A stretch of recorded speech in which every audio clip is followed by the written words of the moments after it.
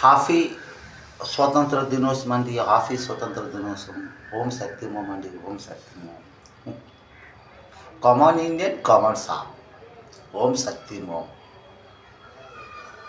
మన దేశానికి స్వతంత్రం వచ్చి 78 సంవత్సరాలు అయింది. అందరం కూడా మనము హ్యాపీగా ఉన్నాము, ఖుషిగా ఉన్నాము, మనసుతో మాట్లాడుతూ వెళ్తూనే ఉన్నాము, ముందుకు వెళ్తున్నాము. మన బిడ్డలు డిప్లొమా, బీఏ, బీకామ్ డిగ్రీలు చదువుకున్నారు. డాక్టర్లు అవుతామని, ఇంజనీర్లు అవుతామని.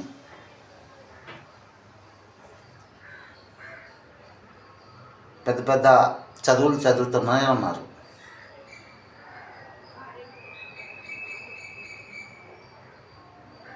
అవునా కదండి? కాకపోతే ఎవరికి జాబులు లేవు, ఏం లేవు. మనలో మనము చాలా చింతస్తులు అయిపోయింది. ఆ లోపల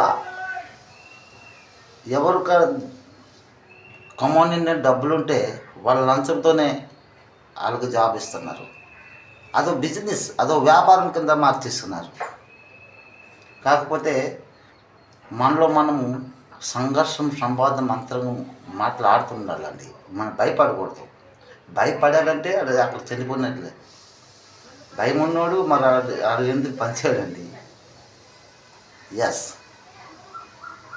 మన బిడ్డలకి మనం చదివించేటప్పుడు ఏదో ఒక పని చేస్తూ ముందుకు తీసుకుని వెళ్ళాలి. లేకపోతే మన బిడ్డలు మన కాకంట అయిపోతారు. ఇది సత్యం. ఈ కడుపు కోసం కోటి విద్యలు. అవునా కదండి? మనము ఆ కోటి విద్యల్లో ఈ సంఘర్షం, సంవాదం, మంత్రం మాటల్లో ఈ పని కాకపోతే ఆ పని, ఆ పని కాకపోతే ఈ పని, ఏదో పని చేస్తూ మనం ముందుకు వెళ్ళాలి. మనిషి ఎందుకు జన్మిస్తాడు, ఎందుకు చనిపోతాడు? ఈ సంఘర్ష, సంవాద, అంతరంగ మాటల్లో ఎవరు చనిపోరండి. అందరము కూడా సింహ ద్వారం, ఉత్తర ద్వారం, దక్షిణ ద్వారం, పశ్చిమ ద్వారం, 4 ద్వారాల్లో ఉత్తర ద్వారంలో వెయిటింగ్ చేస్తాడు దేవుడు. అక్కడ మనకు ఇస్తాడు. ఆ తర్వాతే మనకు జన్మ.